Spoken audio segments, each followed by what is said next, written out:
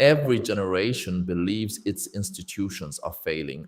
Ours might be the first to believe they are all failing at once. Education feels broken, healthcare feels broken, politics feels broken, the media feels broken, the financial system feels broken. Not one of them, not some of them, nearly all of them, nearly everywhere. At the same time, a quiet shared sense that the systems running our lives no longer quite work. You feel it, most people feel it. And when so many people sense the same thing at once, it usually means something real is happening. The question is what?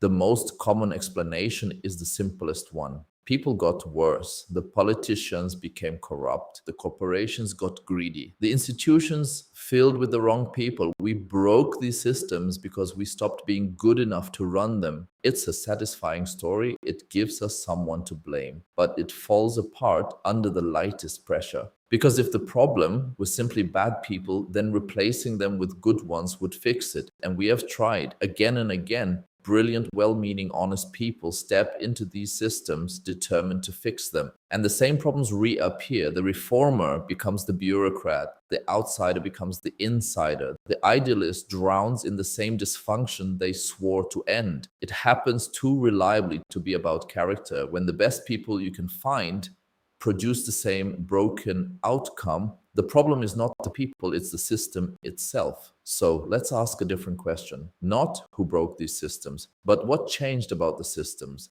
And here is where something surprising appears. Maybe these systems aren't broken at all. Maybe they are doing exactly what any system does when it grows past a certain size. Think about what every one of these systems has in common: education, healthcare, government, media, money. Every single one of them was designed for a smaller world. A school was once a teacher and a room of children whose parents they knew by name. Healthcare was once a doctor who knew your family. Governance was once a few hundred people deciding the affairs of a town they could walk across. News was once someone who saw the event, telling people who lived where it happened. These systems worked, not because the people were better, because the systems were the right size for a human being to understand. Then everything scaled. The school became a system of 50 million students. Healthcare became an industry serving hundreds of millions. Governance became the management of nations too large for any single mind to hold. The news became a global feed of everything happening everywhere, all at once, forever. And here is the crucial point. A system does not just get bigger when it scales, it changes its nature. Things that work at human scale stop working at planetary scale. Not because anyone failed, because size itself changes the rules. A conversation between two people is simple. A conversation between a billion people is something else entirely. It has different physics. It cannot be run the way the small version was run. This is what we are actually feeling. We did not break our systems through corruption or decline. We outgrew them. We built them for a world of hundreds. And then we asked them to run a world of billions. And this connects to something much older, something about us. The human mind did not evolve to manage planetary systems. For almost all of human history, we lived in groups of around 150 people, small enough that you knew everyone, small enough that trust was personal, small enough that the systems that governed your life were the size of your life. That is the scale we were built for. That is the scale our instincts, our trust, our judgment were all designed around. And then in a stunningly short time, we constructed systems thousands of times larger than anything our minds were prepared to handle. We built systems humans could manage, and then slowly we became humans that systems manage. The tool grew larger than the hand that made it. And this points to an idea much larger than any single broken institution. What if civilization itself has a maximum human operating size? A point past which a society becomes so large, so complex, so interconnected that no human mind and no group of human minds can fully hold it anymore. We tell the story of fallen civilizations in familiar ways. They were invaded, they were corrupted, they grew decadent and declined. We always look for a villain or a weakness or a moral failure. And often those explanations are real. Not every civilization collapsed because of scale, but maybe every civilization eventually had to confront it. The empire that stretched too far to govern, the administration that grew too complex to manage, the structure that expanded faster than anyone's ability to understand it. Scale may be one of the oldest pressures in history, a quiet ceiling that shows up again and again, rarely named, rarely blamed, because it hides behind the things we do blame: the corruption, the decline, the bad leaders. Underneath those, there is often a simpler strain, a system that has grown larger than the minds inside it can carry. And here is what makes our moment different. For most of history, when one system outgrew human scale, it was one system, one empire, one administration. The rest of the world carried on. What we are living through is the first time it is happening to nearly everything at once. A single connected planetary web of systems, all of them crossing that same threshold in the same era. Now, this is the part where it would be easy to draw the wrong conclusion. To say, then scale is the enemy, growth is the problem, we should tear it all down and return to something smaller. But that misunderstands the whole point. Scale is not the enemy. Scale brings extraordinary power, the ability to cure diseases, feed billions, connect the world. We do not want to give that up. We could not, even if we tried.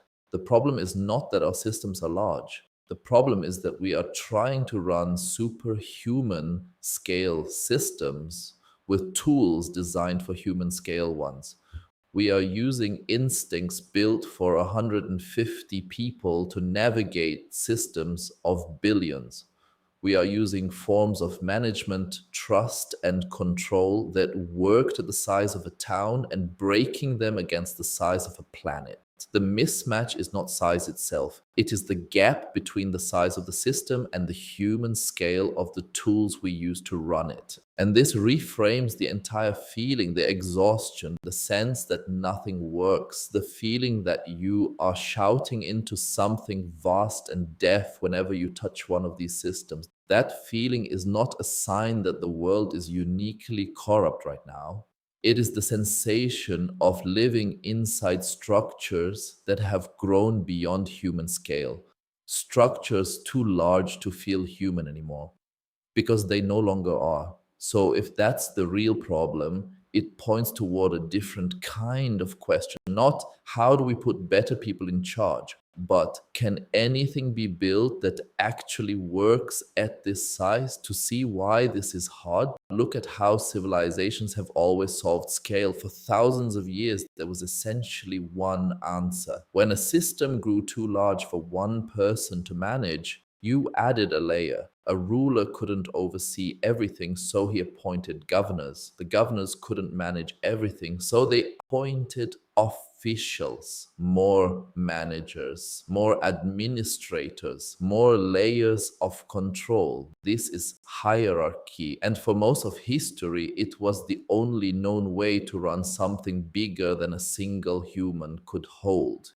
You scale a system by stacking humans on top of humans. But hierarchy has a hidden flaw. Every layer you add to manage complexity adds complexity of its own. The administrators need administrators. The system built to manage the system becomes another system that needs managing. Every layer was added to solve a problem until eventually the layers became the problem. And this is the real question underneath our moment, not whether our institutions have good people, but whether hierarchy itself still scales, whether the ancient solution, stacking more humans in more layers, has finally hit its own ceiling. And this is where something genuinely interesting is happening, quietly, at the edges, because some of the most important systems of the last few decades were built on a completely different answer. The internet's underlying protocols, open source networks, built by no central authority. And yes, Bitcoin. What these share is strange and easy to miss. They were not built to be managed by a wise person at the top. They were built to need no one at the top at all. Instead of trying to scale a human's judgment up to a size no human can handle, they remove the human bottleneck entirely. They run on rules, not rulers. You don't have to believe any of these are the answer.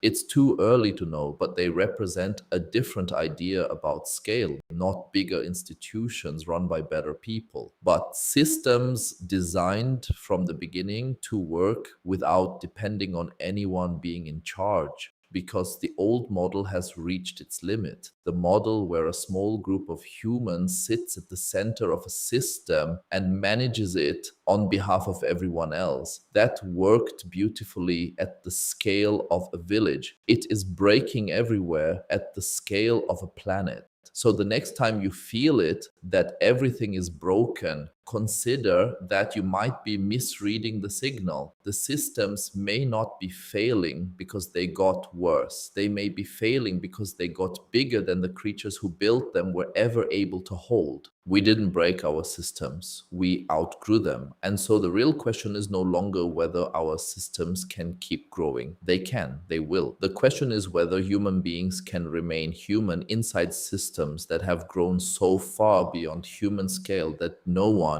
anywhere can truly hold them anymore.